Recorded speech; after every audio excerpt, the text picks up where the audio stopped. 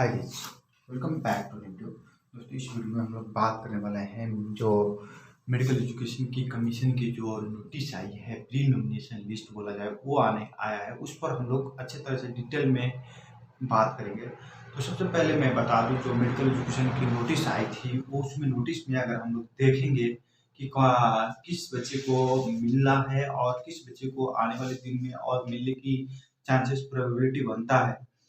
तो ये सारे टॉपिक शुरू करने से पहले मैं सबसे पहले आप सभी को ये बताना चाहूँगा, जो भी मैंने लास्ट प्रेडिक्शन किए थे, जो लास्ट वीडियो थे मेरे, जो 8 रैंक वाले तक मिल जाएगा, 8 के तक मिल जाएगा। उसके बाद आपको और सारे बहुत सारे वीडियो था, BPH exams, BNS, BSc MIT, BSc MLT, ये सारी चीज़ों को हम लोग एक प्रिडिक्ट किए थे कि ये कितने रैंक को मिल जाएगा, कितने बच्चे को सीट ऑलमोस्ट सिक्योर है। ये सारी चीज़ें हम लोग किए, लेकिन उसमें से कोई कोई कहीं कहीं डाटा होने की वजह भी वहाँ पर हम लोग अच्छी तरह से प्रिडिक्ट नहीं कर पाए हैं। तो उसके लिए सबसे पहले सॉरी। और इसके अलावा भी हमने बहुत सारे काम प्रिडिक्शन जो किए हैं, काफ़ी एक्यूरेट है, काफ़ी उसमें एक्यूरेसी देखने को मिलेगा। जैसे कि हमने वो फॉर्म कब आएगा, क्या आएगा, वो सारे जो प्रिडिक्ट किए थे वो सारे देखिए, उसमें भी ठीक है। बहुत सारे जो मैक्सिमम मेरे ख्याल से 25% सिर्फ रंग था उसमें, क्योंकि हमने जो वहाँ पर प्रिडिक्ट किया था फॉर्म आने की डेट, उस वो फॉर्म आने की डेट हम लोग दिसंबर में प्रिडिक्ट किए थे, लेकिन फॉर्म नवंबर में आ रहा था। लेकिन बाकी सारी चीज़ें अगर आप देखेंगे, एग्जाम का जो हमने प्रिडिक्शन किया था वाला, वो वीडियो हट गई हमारे यूट्यूब चैनल पर से, क्योंकि मिसकंसेप्शन जाता, मिस इन्फॉर्मेशन जाता है स्टूडेंट्स में, इसीलिए हटा दिए। वो आपको वहाँ पर मार्च जनवरी में होते हुए दिखता था। और हमने जो नेक्स्ट नेक्स्ट सेशन बोले थे कि जो आ रहा है नेक्स्ट सी, वो करेंगे, मतलब कि जो 2023 मार्च के करीब में स्टार्ट होगा, वो भी बिल्कुल सही टाइम पे है। तो थोड़ा बहुत जब आप कोई चीज़ को जानते नहीं है, कुछ को आप अंदाज़ा लगाकर बताते हैं, तो वहाँ पर मिस्टेक हो जाता है। तो उसके लिए सबसे पहले मैं, अगर आपको उस तरह से कोई प्रिडिक्शन की वजह से कोई भी आपको मीन्स ठेस पहुँची हो या तकलीफ हुए होंगे आप, या हर्ट हुए होंगे हमारी जो प्रिडिक्शन थी उस चीज़ को लेकर, तो मैं सबसे पहले आप सभी से सॉरी, और उसके लिए मैं माफ़ी माँगना चाहूँगा। और आने वाले दिन में हम लोग और उसको प्रिसाइज़ करेंगे। इस साल फर्स्ट टाइम था जिसमें जहाँ की एक ही दिन में 5 ठो स्ट्रीम प्रोग्राम का एग्ज़ाम हुआ हो, और 5 ही बच्चे को रिज़ल्ट एक ही बार पब्लिश किया गया हो, और उन बच्चे को सारे को एक साथ काउंसलिंग मैचिंग कराया जा रहा हो। तो ये हम लोग के लिए टफ था ये, क्योंकि फर्स्ट एक्सपीरियंस था हम लोग के लिए, और तब पर भी बहुत बेहतरीन प्रदर्शन किए। तो गाइस, टाइम वेस्ट करते हुए अब जो हुआ उसे साइड में रखते हुए, आगे जो आने वाला है उसमें हम लोग क्या बच्चे का हेल्प कर सकता है, वहाँ पर हम लोग डिस्कस करने वाले हैं। तो सबसे पहले जैसे कि एमबीबीएस, बीडीएस, बीएससी नर्सिंग, ये सारी चीज़ों को 5 से दिन में हुआ एग्जाम, तो इसको साइड में रखते हुए हम लोग जो सेपरेट क्वेश्चन वाले थे, डिफरेंट क्वेश्चन थे, लेकिन सेम डे पर एग्जाम था, उन लोगों को डिस्कस करते हैं। जैसे कि मैंने यहाँ पर बहुत सारे जो उसका कंक्लूजन ड्रॉ कर मैंने रात भर स्टडी की पीडीएफ को, और वहाँ पर से लेकर आया हूँ। और उसके साथ साथ भी ये भी बता देंगे आपको जाते जाते कि जो हमने वो आपका अगर आया है तो क्या करना है, और आपको प्रोत्साहन स्कॉलरशिप के बारे में भी थोड़ा बहुत स्टूडेंट्स क्यूरियोसिटी है, वो भी लास्ट में हम क्लियर कर देंगे। तो सबसे पहले जैसे कि मैंने बाम्स में टोटल स्टूडेंट जो पास आउट हुए थे वो 254 थे। और बाम्स में बोले थे कि जो थोड़ा जो कंपटीशन है ज़्यादा है, क्योंकि टोटल मतलब सीट्स 80 था सिर्फ, जिसमें से स्कॉलरशिप ही था 60 है, तो वो इस तरह से थोड़ा कंपटीशन ज़्यादा दिख रहा है। तो तब पर भी बाम्स में अगर आप पीडीएफ में देखेंगे, बाम्स की जो पीडीएफ है वहाँ पर आप देखेंगे तो 40 रैंक से लेकर मीन्स 40 रैंक, 40 रैंक से लेकर 189 रैंक के बच्चे ने सीट पाई है वहाँ पर। तो अगर 240 और 189 को आप सब्ट्रैक्ट करें तो बहुत हल्का सा डिफरेंस होता है। और जो बच्चे का जो नहीं मिला है, वो बच्चे को भी मिलने की चांसेस है, प्रोबेबिलिटी है। कोई बच्चे, क्योंकि ये फर्स्ट प्री नॉमिनेशन लिस्ट है, बहुत सारे बच्चे, बहुत सारे, एक ही बच्चे का बहुत सारे में नाम आया है। मैंने खुद से देखा, एक बच्चे का 3-4 स्ट्रीम में नाम आया है। तो वो आप ये ख्याल करें कि जो उनको भी मिल सकता है। लेकिन यहाँ पर क्या है, जो बाम्स दिए उनका कुछ डिफरेंट था, तो उनको थोड़ा ये सावधानियां अपनाना पड़ेगा। कि यहाँ पर थोड़ा उनका रिस्की जोन में बोल सकते हैं, लेकिन मिलने की चांसेस है, अभी होप ना हारे। बीएनएस में देखा जाए तो बीएनएस में टोटल नंबर ऑफ स्टूडेंट्स जो पास आउट हुए थे, क्वालिफाइड हुए थे, वो कहने का मतलब कि 1831 था। और इसमें मैंने बताया था कि ऑलमोस्ट सारे बच्चे को सीट मिल सकता है बीएनएस में। तो वही हुआ है दोस्तों, सिर्फ 3 बच्चे इसमें पीडीएफ में नहीं नाम आ रहा है, उन 3 बच्चे को नहीं मिला है। जैसे कि यहाँ पर 82 रैंक से लेकर आपको 1828 रैंक तक की बच्चे को इसमें नाम आया है। तो आप ऑलमोस्ट ये समझ सकते हैं कि जो जितने भी बच्चे थे वो सारे का नाम आया है। अगर मैं कोई डाटा बोलते वक्त मीन्स कितने रैंक तक मिला है, कितने रैंक से स्टार्टिंग है, वो मिस्टेक हो रहा है तो प्लीज आप कमेंट सेक्शन में बता सकते हैं कि ये डाटा मिस्टेक है। तो बीएनएस के लिए भी कोई लापरवाही, बीएनएस के जो बच्चे हैं वो सारे की हैप्पी है, उसमें बीएनएस वाले को कोई सजेस्ट नहीं करना पड़ेगा, बीएनएस में हम लोग ठीक है। बीएससी एमआईटी में मैंने बताया था, बीएससी एमएलटी से थोड़ा ज़्यादा कंपटीशन है बीएससी एमआईटी में। तो बीएससी एमआईटी में टोटल बच्चे जो पास आउट हुए थे वो 136 थे। और यहाँ पर भी आप देखेंगे तो ऑलमोस्ट जो बच्चे हैं उनको ऑलमोस्ट सारे की सारी बच्चे को सीट मिलता हुआ दिखेगा आपको। इसमें टोटल आपका 109 तक की रैंक को मिला है, 15 से स्टार्ट होकर और 109 की रैंक तक की बच्चों को बीएससी एमआईटी में मिला है। तो यहाँ भी अगर आप देखते हैं उसको गैप को कितने बच्चे को नहीं मिला है तो काफ़ी कम है, 24 बच्चे, वो ज़्यादा कंसिडर नहीं किया जा सकता है, वो लोग को भी मिल सकता है अगर बीएससी एमआईटी वाला कहीं दूसरा फील्ड में अप्लाई किया हो तो। और बीएससी एमएलटी के लिए बोलते हैं तो बीएससी एमएलटी में भी देखेंगे अगर आप, तो यहाँ पर आपको जो सारे मैक्सिमम मीन्स 100% बच्चे को मिलता हुआ दिखेगा आपको। क्योंकि बीएससी एमआईटी में जो बीएससी एमएलटी में जो बच्चे पास आउट हुए हैं वो मतलब 498 है, 4 से 58 बच्चे हैं। और आपको देखेगा लिस्ट में अगर आप देखते हैं पीडीएफ तो उसमें आपको 4 से 57 बच्चे तक को यहाँ पर सीट मिला हुआ देखेगा। तो टोटल 9 रैंक से स्टार्ट होकर 4 से 57 रैंक तक जाना करेंगे, मतलब कि इसमें सारे बच्चे को सीट मिलना, क्योंकि 98 है, 1 बच्चे सिर्फ मिस आउट हो रहे हैं, वो बच्चे को भी सीट मिल जाएगा। तो बी फार्म में अगर हम लोग देखते हैं, क्योंकि कोई ना कोई बच्चा यहाँ पर छोड़ेगा, ड्रॉप आउट करेगा, 100% तो यहाँ पर बहुत ही कम रेयर केस में होता है, 100 केस की जो फर्स्ट प्री नॉमिनेशन लिस्ट आई और उसमें 100% बच्चे ने एडमिशन ले ली। अब जैसे कि यहाँ पर बी फार्म में आते हैं तो बी फार्म में देखिए, बी फार्म में टोटल जो बच्चे पास आउट हुए थे 1964 बच्चे पास आउट हुए थे। और यहाँ पर आपको 15 से 9 बच्चे वाले रैंक को सीट मिलता हुआ दिखेगा। 43 से शुरू होकर 1509 रैंक तक के बच्चे को सीट मिला है। तो यहाँ पर बी फार्म में थोड़ा सा सिर्फ डिफरेंस है, 4 से की डिफरेंस है। 4 से जो रैंक होल्डर है मीन्स 15 से 1509 रैंक के ऊपर वाले जो रैंक है, तो उन 4 से गैप की जो रैंक, 4 से 4.5 से की गैप की रैंक है, उन बच्चे को सीट नहीं मिला है। तो यहाँ पर बी फार्म की अगर बात किया जाए तो देखिए बी फार्म में भी ऐसा ऐसा आप कंसिडर कर सकते हैं कि बहुत सारे जो बच्चे हैं 400 जो रिमाइनिंग आपको दिख रहा है, उन बच्चों को भी मिलना चांस हो जाएगा। क्योंकि इसमें बहुत सारे जो बच्चे होते हैं डिजायर्ड कॉलेज ना मिलने से छोड़ देते हैं, डिजायर्ड उस तरह से कुछ कोई पुअर फैमिली से बिलोंग करते हैं वो भी छोड़ देते हैं। सारी चीज़ पहले मैं रीज़न पिछले वाले वीडियो से मैं एक्सप्लेन किया हूँ क्यों नहीं लेता है कोई बच्चा।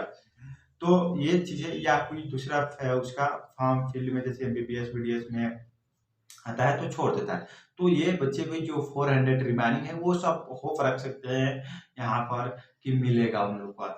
लेकिन अब देखिए, अब पिछला जैसा जैसे कि जब तक लिस्ट नहीं आया था जितना ज़्यादा होप रखते थे उसमें थोड़ा कटौती हो जाएगा, उसमें ऑटोमेटिक सा हो जाएगा, आप खुद कटौती कर लेंगे। उसमें कोई टेंशन लेने वाली बात नहीं है कि आपको नहीं मिला, क्यों नहीं मिला। अब दोस्तों बी ऑप्टीमेट्री में आता है तो बी ऑप्टीमेट्री में मैंने बताया था काफ़ी ज़्यादा कंपटीशन है बी ऑप्टीमेट्री वाले को। क्योंकि बी ऑप्टीमेट्री में आपको यहाँ पर देखेंगे तो टोटल स्टूडेंट जो पास आउट हुए थे वो करने मतलब 519 स्टूडेंट्स मीन्स 5 से 19 बच्चे पास आउट हुए थे। और सिर्फ 1 से 22 रैंक तक की बच्चे को यहाँ पर बी ऑप्टीमेट्री में मिलता हुआ दिखेगा आपको। यहाँ पर 35 से शुरू होता है और 122 में एंड हो जाता है, क्योंकि सीट काफ़ी कम है बी ऑप्टीमेट्री में। तो यहाँ पर बी ऑप्टीमेट्री के बच्चे को जो यहाँ पर जो दिख रहा है गैप, यहाँ पर वो लोग बहुत हाई रिस्क जोन में है, उनको काफ़ी कम चांस है कि सारे बच्चे को यहाँ पर सीट मिल जाएगा। और बीपीएच में आते हैं तो बीपीएच में देखिए बीपीएच में तो एक भी बच्चे नहीं है जो मिस आउट हुए हैं कि मैंने बताया था बीपीएच में कि हर बच्चे को सीट मिलेगा। यहाँ तक कि जो बच्चे कम हो जा रहा है लेकिन सीट ज़्यादा हो जा रहा है बीपीएच में। तो वही बात हुई, बीपीएच में आपको टोटल 13 से 20 बच्चे पास हुए थे और 13 से 20 रैंक तक के बच्चे को यहाँ पर आपको सीट मिलता हुआ देखिएगा। 2 से 12 से लेकर 13 से 20 के जो रैंक है उसमें बच्चे सब को सीट मिला है। तो मीन्स टोटल बीपीएच में no one is going to means कोई भी डिसअपॉइंटेड नहीं हुआ है कि मुझे सीट नहीं मिला है या नहीं हुआ। बीपीएच जो भी इंटरेस्टेड कैंडिडेट थे वो सारे को सीट मिल गया और सारे खुशी है हैप्पी है।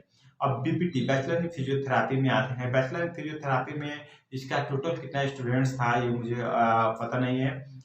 तो इसमें 15 रैंक से शुरू होता है और 2 से 81 रैंक तक आता है। इसमें भी आप देखेंगे तो ऑलमोस्ट जो स्टूडेंट का रैंक पता होता है, नंबर ऑफ स्टूडेंट्स क्वालिफाइड पता होता है, तो मैं बता पाता कि कितना इसमें है। तो अब फाइनली जो मेरा हम लोग का जो मेजर डाउट होता है फर्स्ट डे वाले एग्जाम का, तो उस पर हम लोग यहाँ पर अब मीन्स एक बार नज़र डालते हैं। तो देखिए बी प्रोफिजन टेक्नोलॉजी था। बी प्रोफिजन टेक्नोलॉजी में तो सीट आपको देखने को मिलेगा 5 ही था।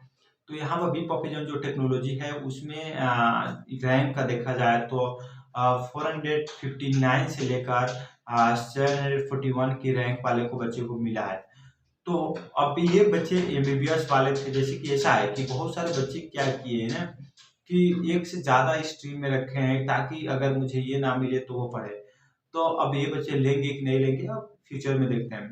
बीएससी एलपी में इस पर अभी कमेंट नहीं करेंगे, बाद में हम लोग ये पांचों स्ट्रीम को एक अच्छा सा कंटेंट पर देखते हैं। बीएससी एलपी में आपका जो करने का मतलब कि 887 रैंक होल्डर हैं उनको तक मिला है सिर्फ। और बीएससी नर्सिंग जो है, बीएससी नर्सिंग में मेरे ख्याल से जो हर एक बंदा है जो बीएससी नर्सिंग पढ़ना चाह रही थी और चाह रहा था उनको सीट मिल गया है बीएससी नर्सिंग के लिए। क्योंकि बीएससी नर्सिंग में आपको ऑलमोस्ट 18 से 57 जो मीन्स 1857 जो रैंक है वो रैंक जो कृति यादव का शायद है।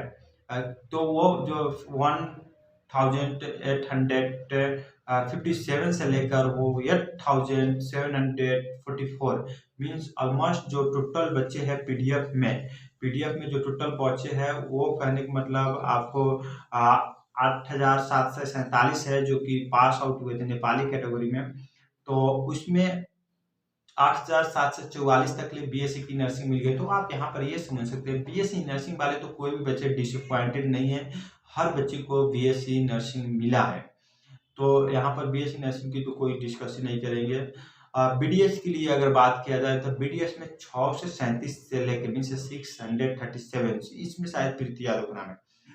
637 से लेके और 4573 की जो रैंक है वहां तक की बीडीएस की मिली है। तो एमबीबीएस से बीडीएस की रैंक कुछ पीछे तक धकेला गया है, देखने को मिलेगा। लेकिन एमबीबीएस में बात करते हैं अगर मेजर हम लोग का बीडीएस वाले बच्चे थोड़ा डिसअपॉइंटेड है। बीडीएस में बहुत सारे बच्चे को नहीं मिला है, मैंने देख रहा हूँ कमेंट वगैरह सुन रहा हूँ। और तो यहाँ पर एमबीबीएस की बात किया जाए तो एमबीबीएस में पे में 264 से लेकर मीन्स 264 से लेकर 3286 मीन्स 264 से लेकर 3286 तक की बच्चे को मिला है। तो अगर अब हम लोग तो ये मिला है ये देख लिए सारी चीज को हम लोग एनालाइज किए। तो अब आता है बात की जो ये बीडीएस और बाकी सारी चीज तो सब बच्चे खुश है जिनको जहाँ मिला कि मैंने पिछले वाले सारे को बताया जैसे कि उसमें BDS BAMS BNS BSc MIT BSc MLT B perfusions उसके बाद फार्मेसी, ये सारे जो बच्चे हैं ऑलमोस्ट मेरे ख्याल से 95% जो बच्चे हैं वो सारे खुश है सेटिस्फाइड है। उसमें से उतना इंक्वायरी ये नहीं मिला वो नहीं मिला उतना कुछ खास नहीं देखने को मिल रहा है। लेकिन जो अब देखने को मिल रहा है सिर्फ 2 ठो में देखने को मिल रहा है। बीएससी नर्सिंग वाले जो बच्चे थे पहले वो घबराते थे कि मिलेगा कि नहीं मिलेगा, लेकिन अब बीएससी नर्सिंग वाले भी बच्चे कुछ भी उस तरह की टेंशन नहीं ले रहे हैं, पूरे रिलैक्स में है, पूरे अपने जो नहीं होता है अब वो लोग चिल मूड में है। तो अब यहाँ पर 2 ठो सिर्फ़ इस प्रोग्राम के लिए यहाँ पर आपको अब डाउट दिखते हुए नज़र आएगा। बच्चे में कन्फ्यूज़न दिखते हुए नज़र आएगा कि सिर्फ़ जो है वो 2 है एमबीबीएस और बीडीएस कि मुझे एमबीबीएस में मिलेगा सीट कि नहीं और बीडीएस में मिलेगा कि नहीं। तो देखिए ये जो अब हम लोग अब डाटा तो यहाँ पर आ गई है, पहले जो प्रिडिक्ट करते थे हम लोग कि काफ़ी आपको 8000 रैंक वाले को भी मिल सकता है। तो वो जो हम लोग तो प्रिडिक्ट किए थे वो सारे जो एक एनालिसिस थी जनरल कैटेगरी में कि मिल सकता है। तो देखिए उसमें हम लोग ये बताने की सिर्फ कोशिश नहीं कर रहे थे कि एमबीबीएस ही वाले को 8000 तक मिलेगा। हम लोग ये भी बताने की कोशिश कर रहे थे बीएससी नर्सिंग वाले भी हैं इसमें, बीएससी बीडीएस वाले भी हैं, बीएसएलपी वाले हैं, बी प्रोफेशनल टेक्नोलॉजी वाले हैं। तो देखिए बीएससी नर्सिंग वाले खींच कर कहाँ तक ले गए, बीएससी नर्सिंग वाले आपको 8744 तक की रैंक तक लेकर चल गए। तो आप ये समझ सकते हैं कि बीएससी जो 8000 है, अब टोटल बच्चे को हम लोग इवैल्यूएट करते हैं और कितना बच रहा है और उसमें से सिर्फ अब अगर बीएससी नर्सिंग का नहीं है और सिर्फ एमबीबीएस और बीडीएस का है, तो फिर सीट मिलना बहुत थोड़ा मुश्किल हो जाएगा। देखिए, अगर हम लोग टोटल एमबीबीएस का सीट जोड़ते हैं, तो यहाँ पर अगर हम लोग का कैलकुलेशन में 1895 सीट है टोटल नेपाल भर में और बीडीएस का सीट जोड़ते हैं तो 565 सीटें हैं नेपाल भर में। उस तरह से बीएससी नर्सिंग का जोड़ते हैं तो 1460 है और बीएससी एलटी का जोड़ते हैं तो 6 और बी प्रोफेशनल टेक्नोलॉजी जोड़ते हैं तो 5। तो हम लोग अगर ये 5 स्ट्रीम का प्रोग्राम का सारे सीट जो टोटल नंबर ऑफ सीट है वो जोड़ते हैं तो 3931 सीट आता है। तो इतना जो स्टूडेंट है, तो ये जो लिस्ट आई है ये सारे स्टूडेंट्स को कवर कर लिया है। इतना 3931 स्टूडेंट्स को कवर कर लिया है क्योंकि स्कॉलरशिप वाले को एडमिशन हो गया है अलग-अलग। तो यहाँ पर 8747 जो बच्चा जो फर्स्ट डे का एग्जाम हुआ था उसमें 8747 जो बच्चे का नाम आया था। तो इसमें से हम लोग 8747 में से घटाते हैं 3931 तो टोटल 400 मीन्स 4816 मीन्स 4816 बच्चे को हम लोग देखते हैं कि यहाँ पर रिमेनिंग है जिसको अभी तक कोई भी सीट नहीं मिला है, ना बीएससी नर्सिंग मिला है, ना बी प्रोफेशन मिला है, ना बीएससी एलपी मिला है, ना बीडीएस मिला है, ना एमबीबीएस मिला है। तो ये तो है करीब मतलब कि एक जनरल कैटेगरी, लेकिन आप नीट के बेसिस पर भी देखेंगे कि 2 से बच्चे ऑलरेडी सीट लेकर चल गया है जिसका यहाँ पर आपका नाम कोई कहीं भी जिक्र नहीं है पीडीएफ में। तो ये 48 से 16 में आपको 2 से जोड़ेंगे तो टोटल 5016 हो जाएगा और ये इसके अलावा आपको और देखने को मिला मीन्स तो 5016 हो गई। तो मानिए आप ये कैलकुलेट कीजिए, ये समझिए कि अभी भी 5000 बच्चे हैं जिनको अभी कोई भी सीट नहीं मिला है नेपाल में, ना एमबीबीएस का, ना बीडीएस का, ना बी प्रोफेशन का, ना बीएससी एलपी का, ना बीएससी नर्सिंग का। तो 5000 में आप कहाँ पर, अब 5000 तो बच्चे छोड़ नहीं सकते क्योंकि 3000 एडमिशन लिए और 5000 बच्चे तो है ही नहीं आगे एडमिशन लिया हुआ कि 5000 के 5000 छोड़ भी देगा तो पीछे का जो 5000 वेटिंग लिस्ट में वो 5000 एडमिशन ले लेगा। तो यहाँ पर आपको अब ये समझना होगा कि जो यहाँ पर अब आगे की बच्चे कितना छोड़ रहा है। जैसे कि आगे के बच्चे, अब ये जो फर्स्ट प्री नॉमिनेशन लिस्ट है तो इसमें आगे के बच्चे कितना छोड़ रहा है। अब जिस तरह से जिस रेशियो में छोड़ेगा बच्चा सब, उस रेशियो में पीछे का बच्चे को मिलेगा। तो अब यहाँ पर अगर हम लोग अगर जुनून और थोड़ा रिस्क को हटाते हुए अगर बात करते हैं कितने बच्चे तक मिल जाएगा, कितने रैंक तक एमबीबीएस में मिलने की चांस है। तो देखिए यहाँ पर अभी आपको 3286 रैंक तक को दिख रहा है कि एमबीबीएस में मिल जाएगा। तो अब आप इसको मैक्सिमम में ज़्यादा से ज़्यादा एक्सटेंड कर सकते हैं 15 से बच्चे, 15 से रैंक और इसमें ऐड करके 15 से या 2000 रैंक और ऐड कर सकते हैं इसमें। तो कितना है 3286 है। तो मानिए आप इसमें 2000 और मैक्सिमम में रैंक ऐड कीजिए। तो 2000 रैंक ऐड करते हैं तो इसमें आपको एमबीबीएस में कहाँ तक जाते हुए दिखता है कि 5500 तक की करीब में आपको एमबीबीएस में जाते हुए दिखेगा कि वहाँ की रैंक के बच्चे को यहाँ पर सीट मिल सकता है। क्योंकि जो सारे के सारे 100% तो छोड़ेगा नहीं, उसमें से कुछ 10, 20, 30, 40% के बच्चे की करीब में छोड़ सकता है। लेकिन ये तो 100% कहीं भी नहीं है कि छोड़ देगा। तो यहाँ पर अगर हम लोग डाटा को फिर से एक बार रीवैल्यूएट करके बताया जाए या रीवैल्यूएट करके रीथिंक किया जाए, तो यहाँ पर आपको मेरे हिसाब से अगर देखा जाए तो एमबीबीएस में ऑलमोस्ट ऑलमोस्ट अगर कुछ बात किया जाए तो 5,000 से 5500 के करीब में बच्चों को सीट मिलता हुआ नज़र आ रहा है। और बीडीएस में अगर उसी तरह से देखेंगे तो बीडीएस में कहाँ तक बच्चे को सीट मिल सकता है, तो बीडीएस में आप उसको जो 4,000 है उसको 7,000 4,573 की रैंक तक अभी तक पीडीएफ में आई है, तो उसे 7,000 के करीब में रैंक में आप ले जा सकते हैं।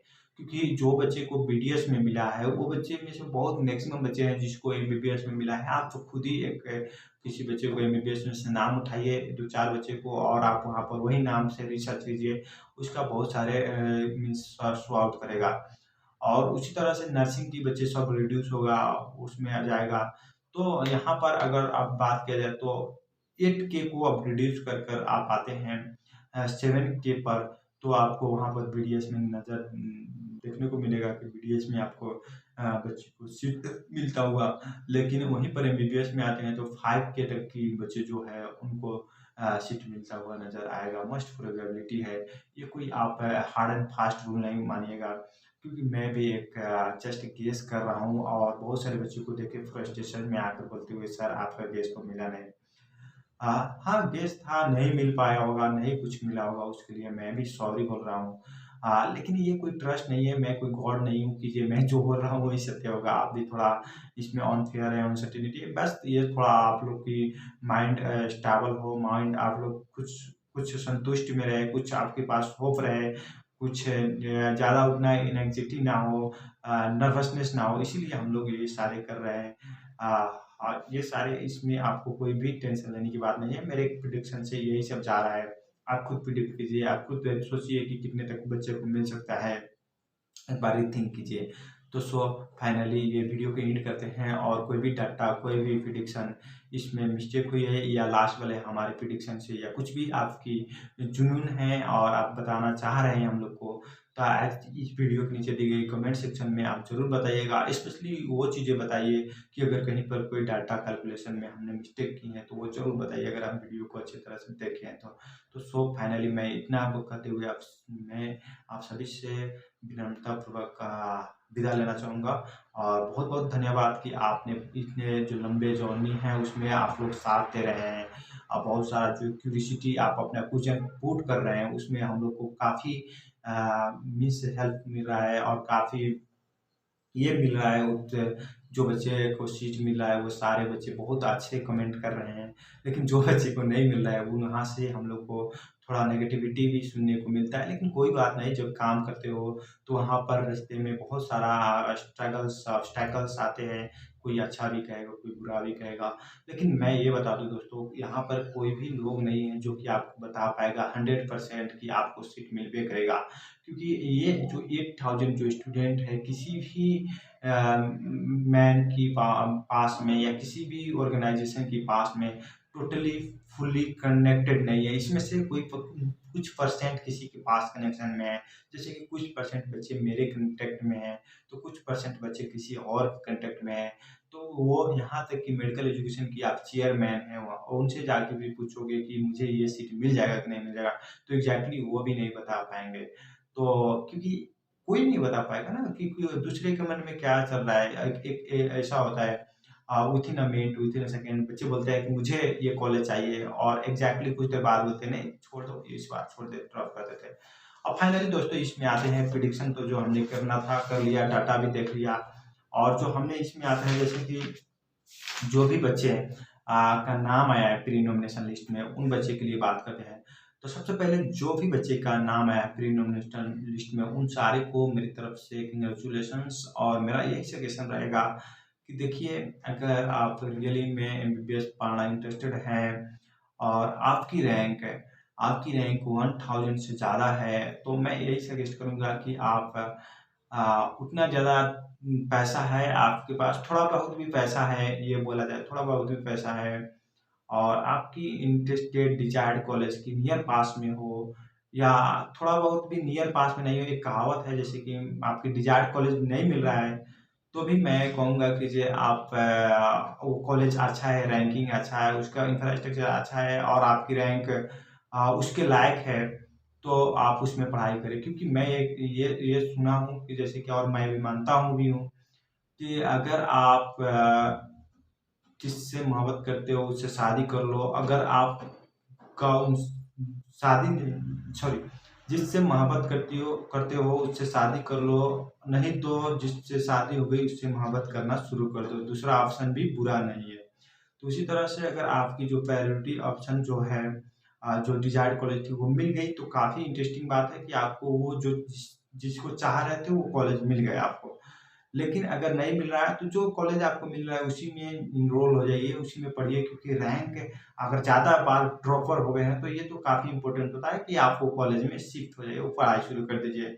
ज़्यादा वेट करने से भी, कोई ज़्यादा ड्रॉपर बनने से भी ये कोई कोई गारंटी नहीं है कि आने वाले दिन में आपका सिलेक्शन हो जाएगा, स्कॉलरशिप भी मिल जाएगा। तो ये बात हो गई। और ये अगर अगर आपकी इस पर से अगर लेना ना लेना, तो मैं प्रोसेस बता दे रहा हूँ क्या करना है। सबसे पहले अगर आपकी प्री नॉमिनेशन लिस्ट में नाम आया है तो आपको वहाँ पर जैसे कि मेडिकल एजुकेशन द्वारा पब्लिश की गई इस तरह से टाइम टेबल है। तो ये टाइम टेबल आपको काफ़ी अच्छे से फॉलो करना है। टाइम टेबल में आपको यहाँ पर देखने को मिलेगा दोस्तों कि सेकेंड प्री नॉमिनेशन लिस्ट के बाद यहाँ पर क्या-क्या चीज़ें आपको करना है। तो सारी चीज़ें, ये चीज़ें आपको होना चाहिए, मोबाइल में होना चाहिए। नहीं है तो मेडिकल एजुकेशन की वेबसाइट पर से डाउनलोड कर सकते हैं। हो सके तो प्रिंट आउट करके रख लीजिए, क्योंकि कुछ दिन कम से कम 1 से पेज तो उसे स्क्रीनशॉट लेकर प्रिंट आउट करा लीजिए, रखिए अपने पास। ज़्यादा 15-20 रुपए का खर्च लगेगा अगर पूरा पीडीएफ भी प्रिंट आउट कराते हैं तो। तो वहाँ पर आपको मैं यही कहूँगा कि जो आपका प्री नॉमिनेशन लिस्ट में आया है, तो आपको कौन सी कॉलेज मिला है, किस प्रायोरिटी का कॉलेज मिला है, ये सारी चीज़ को आप वहाँ पर एनालाइज़ करें। डाटा को उसमें देखें ऊपर-नीचे, आपके ऊपर कौन है, आपके नीचे कितना है, आपके कितना रैंक आई थी, आपके ऊपर कितना है। और सारी चीज़ देखने के बाद आप अपने फैमिली मेंबर में मीन्स आपने जो भी डिसीज़न लिया है पर्सनली, वो डिसीज़न को पुट आउट करें, वहाँ पर डिस्कशन करें। वो सारी चीज़ अब हो जाता है, तो अब वहाँ से आप फाइनल कंक्लूजन आएगा। 3 ठो कंक्लूजन आ सकता है आपके लिए।